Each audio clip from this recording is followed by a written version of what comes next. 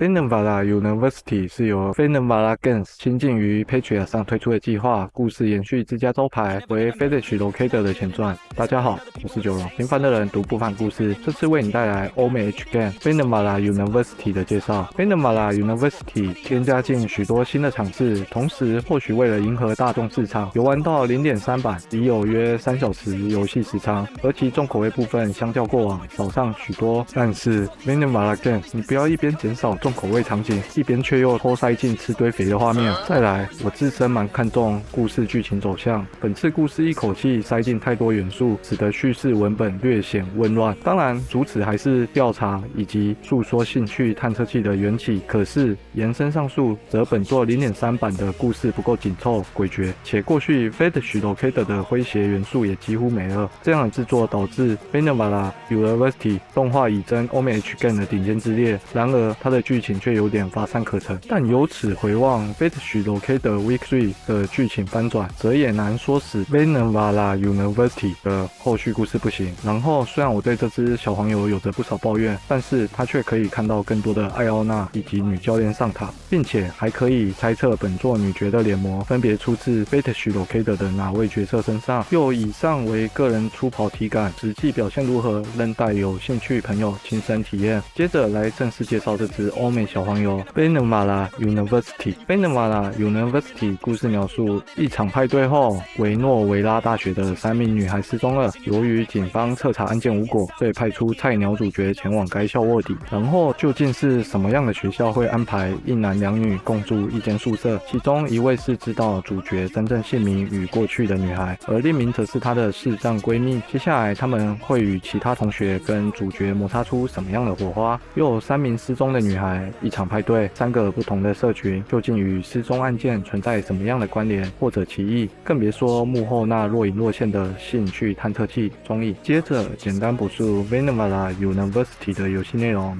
它是选择导向式的视觉小说，关键时做出分歧选择，将影响角色路线关闭，或是开启新的色色路线。同时它跟前作一样，都有配乐及色色女角特效音，不过暂时它只支援英文，然后这一点跟它的回忆图不一样，都尚待后续填补。至于本作出场过的女角，包含失踪人口已来到20位以上，多半是同学、教职员，额外尚有其他校外案件的周边人物。这只小黄油的脸模相较 Fetish Locator 来说更为精致，且能迎合更多喜好。又鉴于本作性质以及参战人口过多，所以游戏内建人物关系图，帮你快速厘清人与人之间的关系。并且这只小黄油的过场动画不像过去转的那么生硬，可是它前期由玩家操控的色色场景偏少，直到 0.3 版的中期，色色情节才大量发生。又本作的动画多到很明显就是在炫技，像是舔嘴唇、身体涂抹的动作都做出来了。以上就是这次欧美小黄油的相关介绍，谢谢收看本次影片。若喜欢本次影片，并不排斥这频道的内容比较多元，敬请订阅、按赞、分享、开启小铃铛，鼓励我制作更多同类型影片。若对本次影片有什么想法，也欢迎在影片下方留言。九龙仔什么？我们下期再会。